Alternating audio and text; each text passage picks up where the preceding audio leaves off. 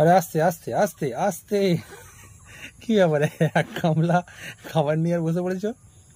আমরা তো আছি এখানে নাকি? কি বারণ করেছি বলে খেতে পারবে না? না খাচ্ছ কেন তুমি?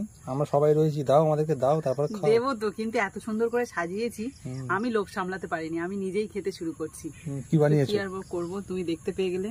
কি বানিয়েছো বলো? চিকেন ঘুগনি, সেটাকে সুন্দর করে সাজিয়েছি তো, দেখে আর লোভ সামলাতে পারিনি। হ্যাঁ বুঝতে পেরেছি, আমারও তো দেখে খুব লোভ হচ্ছে। তা নাও, তুমি আগে নাও। আমি আগে নেবো? হ্যাঁ, দেখতে পেয়েছো যেহেতু। না না, তুমি যেহেতু দেখতে পেয়ে গেছো, তুমি খাও, তুমি খাও, তুমি খাও। তো আমি খেয়ে নিতাম। তুমি এক চামচ খাও, তারপর আমি খাবো। না না, তুমি দেখতে পেয়েছো, তোমাকে নিতে হবে আগে।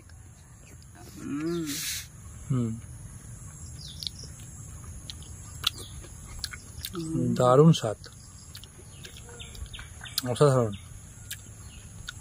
আর গালে যে টমেটো, পেঁয়াজ আর শসা পড়ছে, আর পাতিলেবুর রস একটু ছড়িয়ে দিয়েছি, তাতে কিন্তু দারুণ লাগছে খেতে। যা বলছো শুনেই তো ভালো লাগছে।